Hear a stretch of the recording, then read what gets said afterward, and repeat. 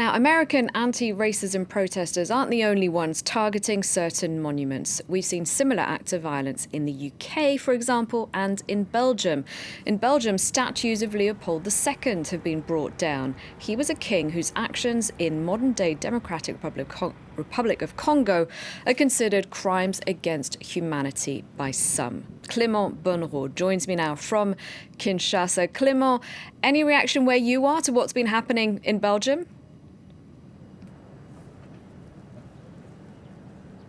Well, there have been very few reactions here in the Democratic Republic of Congo. No reactions from government officials. No reactions either from civil society organisations. Even if you look at the local media, they're not really talking about what's happening in Belgium and other countries in Europe. They're not talking about what's happened in the US with the death of George Floyd either. One of the reasons, perhaps, is because there's a lot already happening in the DRC. There's a major corruption trial which started last month and is still ongoing, involving the president's chief of staff, who's accused of embezzling more than $50 million in public funds. This trial has certainly hogged most of the attention here in the DRC. There's also a lot of concern with regards to the COVID-19 epidemic, which is still spreading very fast here. A lot of people are worried about not being able to make ends meet and put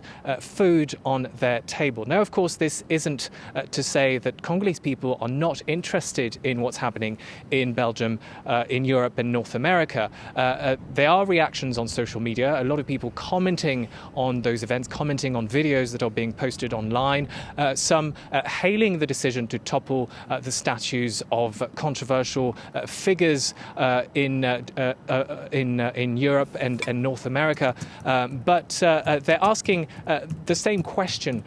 Why is everyone so focused on the past when there is so much happening today, when millions of Congolese people are still dying? Millions have indeed died in recent years at the hands of violent militia groups.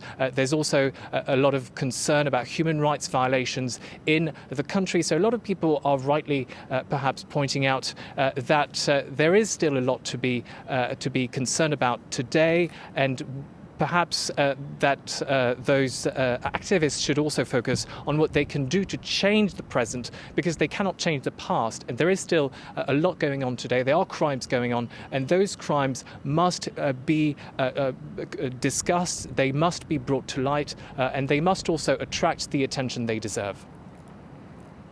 Clément, the Belgians built dozens of statues of King Leopold all around the country. What have they become?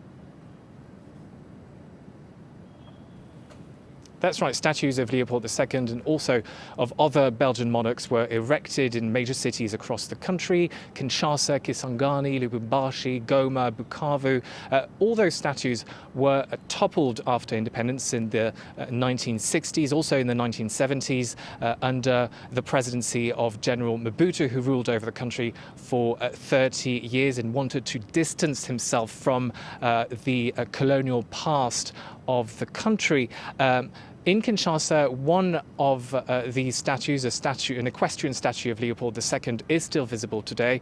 It's now located in the gardens of the National Museum. It was transferred there in the 1970s under Mobutu, and it stands alongside two other statues. One statue of another Belgian king, King Albert, and Queen Astrid. All right, thank you, Clément. Clément Bonnerot reporting there from Kinshasa.